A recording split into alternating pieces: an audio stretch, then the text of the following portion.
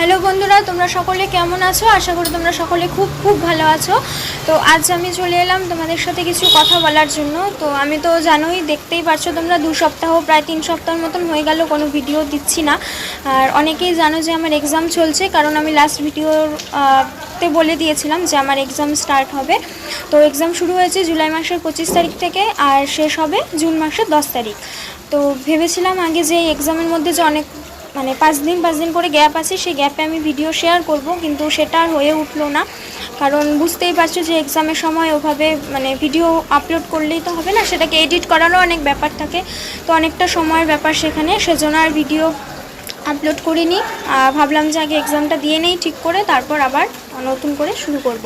তো সেজন্যই ভাবলাম যে তোমাদেরকে একটু বলে দেই যে আমার এক্সাম চলছে, সেই কারণেই আমি ভিডিও কোনো শেয়ার করতে পারছি না। আবার আসছি 11 তারিখ থেকে ডেইলি ব্লগ নিয়ে। তো চল